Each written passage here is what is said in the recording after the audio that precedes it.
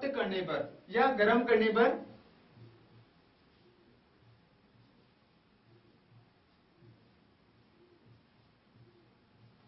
किसी वस्तु को हम गर्म करेंगे तो क्या होगा, इसके लिए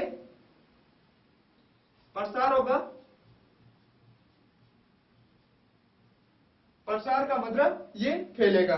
जब हम इसको शीतलन करेंगे तो ये इसका मान सिकुड़ गया, मतलब कम होगा। शीतलन पर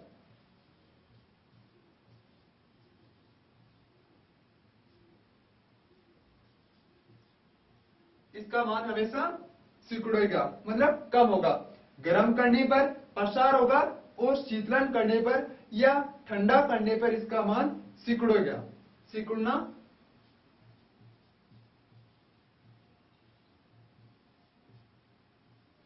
इस प्रकार से किसी वस्तु के लिए हम कब कहेंगे कि प्रसार होगा और कब कहेंगे कि वो सिकुड़ेगी, उसका मान कम होगा।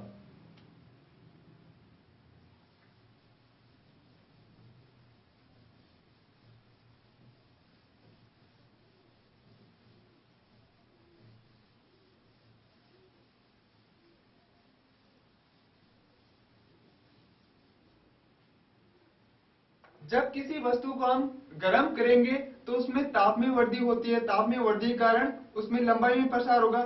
इसका मतलब है गर्म करने पर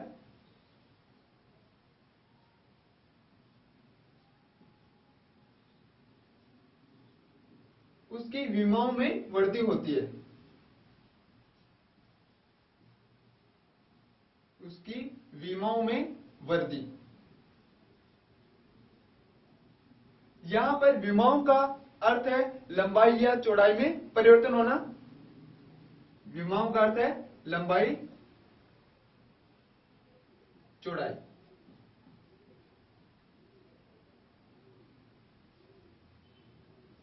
परिवर्तन। गर्म करने पर उसकी विमाओं में परिवर्तन। विमाओं का मतलब यहां पर लंबाई या चौड़ाई से ये परिवर्तन होने पर उसको हम कहेंगे कि तापीय प्रसार हो रहा है। इसको दो भागों में बांटा गया है। पहला भाग है इसका रेखीय प्रसार।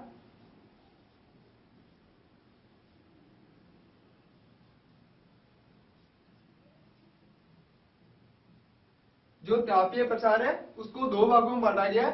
रेखीय प्रसार। रेखीय प्रसार हमेशा ठोस वस्तु के लिए हम कहेंगे, जैसे किसी लंबी छड़ के लिए।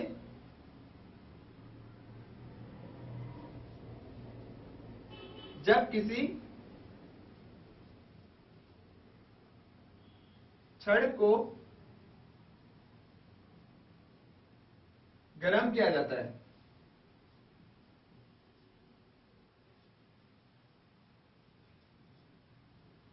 जब किसी छड़ को गर्म किया जाता है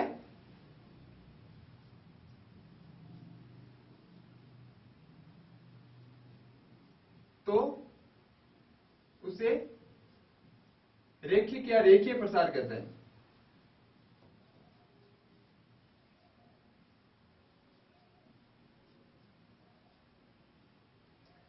अब हम इसको किस प्रकार से समझ सकते हैं।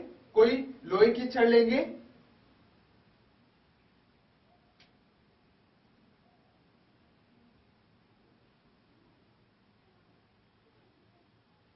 लोहे की छड़, इसको हम गर्म करेंगे तो गर्म करने पर क्या होगा, इसकी जो लंबाई होगी उसमें प्रसार हो जाएगा।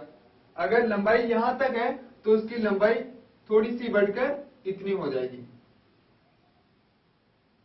तो हम कहेंगे कि इसमें जो रेखिक छड़ है या जो छड़ लिए लोहे की, उसमें ताप के द्वारा या गर्म करने का इतना सा उसमें क्या हो गया, प्रसार हो गया।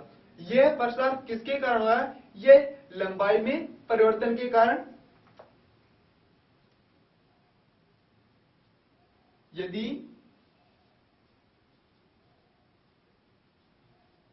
लंबाई में परिवर्तन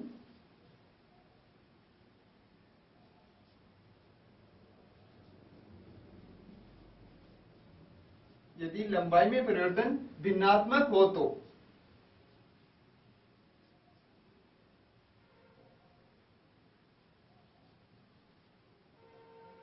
भिन्नात्मक का मतलब है कि डेल एल अपॉन एल के रूप में।